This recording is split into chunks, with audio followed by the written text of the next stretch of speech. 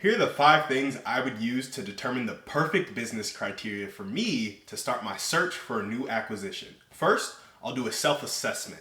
It's easy to forget that I'm key to this whole process. If I don't enjoy the business, have a solid reason for it, or some relevant skills pre-acquisition, what am I doing? Second, research the industry to make sure there's proper growth. Third, decide on my desired role and value add. Fourth, decide on the EBITDA range, that is the profit range, and ideal business multiple. Fifth, pick a location based on how you'll operate it. You can operate businesses remotely or hire an operator, but that may not work for every business. Decide on these 5 factors to narrow down the search for your perfect business. So first up, let's deep dive into the self-assessment. The self-assessment for me is really understanding your strengths, your weaknesses, and your goals. So for example, I'm 24 right now. I've been out of college for 2-3 years. My strengths, number 1, I'm a visionary. But I don't know if that has a lot to do with what type of business I should buy. I know I'm a visionary. I know that I have some skills with like generating an offer, advertising, podcasting. I know I have a heart for people. I know I want to show up for people in a big way. And so it's like visionary, have some sales background, some podcasting background. I love people. I want to show up for people. I really want to be solving a problem that is critical to their life. And so when I'm doing this self-assessment, I know what I want. Passion for people, solve a problem that's critical to their life. Then I have all these kind of weird things that go together, right? Like podcasting, some sales background, a little bit of an offer background, a little bit of a marketing and advertising background. And basically, I'm like, okay, I have some strengths here. Like, I guess I'm good at cold calling because I have a lot more experience than a lot of other people. I wouldn't say I'm world class at it, but I'm definitely not afraid of rejection, definitely not afraid of improving there. I've started to figure out some cold emails, so I'm pretty good at generating leads. And I have a heart for people, and I know about media and podcasting and how to interview people. So what thing would work for me? Of course, you might think a media business, like cold calling clients to start a podcast for businesses. That might work for me. It probably would work really well. But when I was doing this self-assessment, I was like, all my skills don't seem to lead to a business that is exciting for me because it's not aligned with long-term where I want to be. And so I was like, what's a business where I'm really impacting people in a meaningful way? And for me, that was soberly. Oh, I also have this huge real estate background. Like I've been learning about real estate for the past 5 years and just learning about the ways to do real estate and didn't realize how much real estate and business were intersected. But now I do understand that a bit more. And so I'm really looking at, okay, real estate, impact people, high cash flow, able to play with the offer, able to do some sales stuff, maybe some podcast media content on the back end of that. I love selling people on themselves. What am I going to do here? What am I going to do? And so that's when sober living really came, because that method aligned with a lot of my goals, dreams, and then I thought about how I could use my skills in that. Already doing the podcast, so how can I steer the podcast towards that? How can I steer my cold calling, my cold outreach towards that?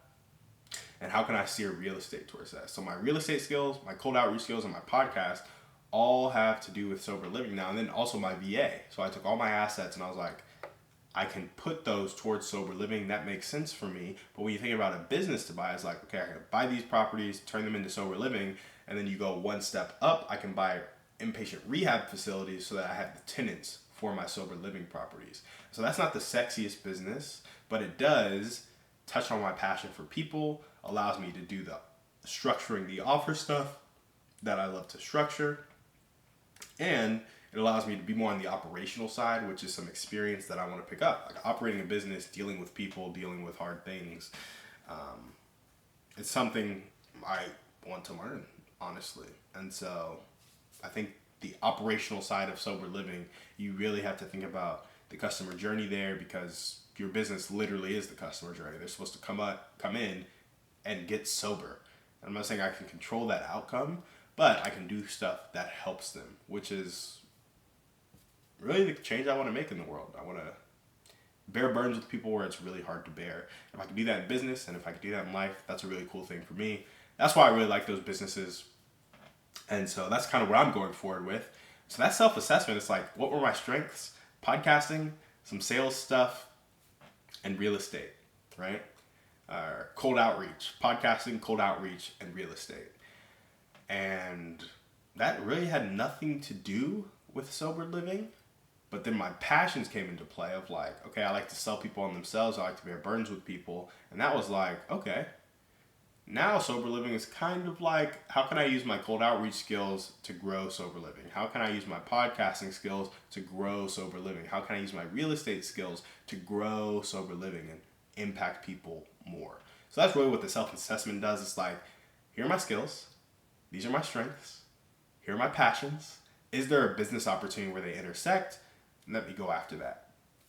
Because for me, thinking of a way to change these people's lives is something I could spend all of my time on.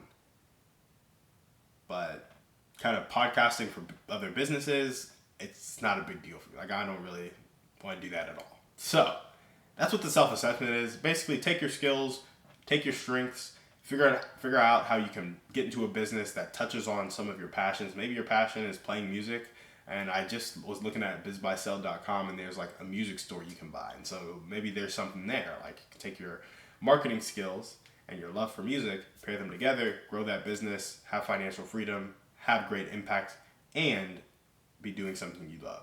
Not always ideal, but take note of your strengths, take note of your weaknesses. I'll have to learn how to hire for my weaknesses in sober living, which led to me getting out and talking to people and talking about partnerships and negotiating those partnerships, right?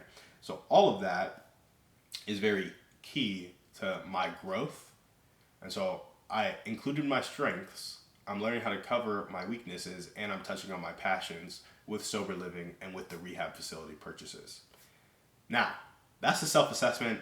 Sorry we took a long time on that, but I wanted to give you guys an example of kind of how I would do that, and not to slow yourself down here. Like, the whole purpose of this is to grow, and you don't know everything you need to know to run the business successfully. Otherwise, you'd be running a business successfully right now. So there's going to be growing pains. There's going to be a learning curve. So take the leap and do something that seems to align, and then get quick feedback and pivot if you need to. Obviously, it's harder to pivot out of a business acquisition, but you learn what you need to learn to grow that business. And in 3 to 5 years when you exit, you know a lot more so you can pivot correctly. So that's the self-assessment. Strengths, weaknesses, passions. And then where does business opportunity kind of combine those three? So then research the industry. You need to be looking at growth. And really, is the industry growing? And as much as it breaks my heart to say, people being addicted to drugs and alcohol, that is growing. And so there's a growing need in the industry for these rehab centers, for these sober living facilities, and then for something out there that is kind of like AA, honestly, or NA. It's a community, and just making it easier for people to be more plugged into the community. Because I also have this vision, another passion of mine is to live day by day together, to bear burdens together, and I think AA it might have daily meetings, actually. I'm pretty sure, but if we could kind of take that out of the meetings. You know, it's like, okay, you go to your meeting at 12, but then after 12, you go to work out with the people at AA, and you go to work with the people at AA, and you eat dinner with the people at AA and NA. Like, I don't know if that's healthy. I don't know if that's the right thing to do, but in my mind, it's easier to overcome a struggle when I'm with people that I love and care about more often than not. So when I isolate, it's harder for me. So the more we can keep people in community, that's just growth and opportunity for me.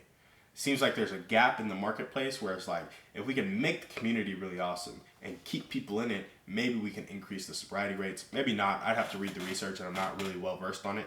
But right now, that's kind of my go-to-market strategy, if you will. Get some sober living properties, get some rehab facilities, and then improve the community such that people feel more loved, know who they are more, and that leads to higher rates of sobriety.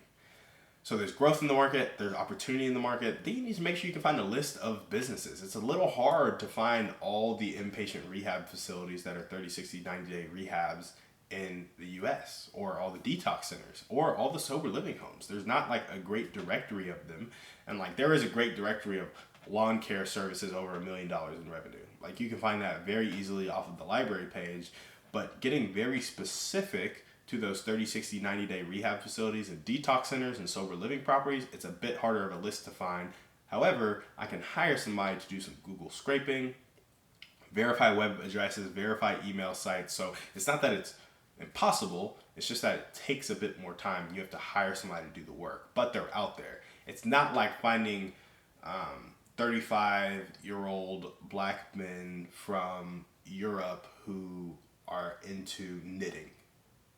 That would be a very hard group of people to find. They don't typically congregate anywhere. So you probably wouldn't want to target that person or try to buy a business of that, if that makes sense. So make sure that the lists of businesses are easy to access. Make sure there's opportunity in the market and make sure there's growth in the market. Then understand your unique value add. Again, my unique value add is part of the, growing sober living and the community around it. Like, how can I add to the community? How can I take us one step closer to really the community that Christ had walking with his disciples, day by day, bearing burdens together, not insisting on your own will, loving one another, bears all things, believes all things, hopes all things, endures all things. How can I take that and put it into a community such that people are pulled towards that community? That's really what it's about for me. So that's kind of my unique value add. And remember, this is all like how I thought about getting my acquisition criteria, right? The EBITDA range and ideal multiple. After listening to Roland Frazier, I'm like, my ideal multiple is 1 to 1.5, and that's specifically off market. And my EBITDA range is probably between 500,000 to $1 million, because I'd really like to roll up 5 of them, but I would like the first one to be able to stand on its own to where I can hire an operator. So I don't think I want to be operating these. I think I want to be more on the sober living side of the operations, but I want to make sure that they're being operated well, which means I need a CEO who's probably going to be getting 200, 250, and then I need to be able to pay debt. And I want to pull some cash flow from it, 30, 40, 50 a year. And so that EBITDA range really needs to be in that 500 to 1 million so that I can pay a CEO, pay the debt, and take some profits and reinvest in marketing. That's why I picked that EBITDA range, and at that ideal multiple, the debt will be cheaper. Like if I'm buying at a 3x, that's probably going to be 50 to 60%. If I'm buying at a 1x, the debt might be 20% of the cash flow, right? So that's why I picked that EBITDA range and ideal multiple 1 to 1.5x. Then the operation style and location, I will be hiring an operator. So it can be anywhere in the country for me, really. I would like it to be in Texas because that's where I want my sober living properties to be, because I want to be more hands-on with the operation of those. But if I have a rehab facility in Nebraska and they get 30 beds or whatever, and they're constantly having people in and out, and I have a sober living property in Texas, and I pay for the transport from Nebraska to Texas, I think I can get over that hurdle. And then if I have 5 of those, I have 150 beds, and it's like, you got a lot of people coming in and out. They're all going to need a sober living facility afterward, and so you get them to your next sober living facility. I think that's a good way to scale and a good way to get an idea of what the other rehab facilities are, purchase other rehab facilities, partner with other rehab facilities. Like once you get in the game, the snowball of momentum just starts going.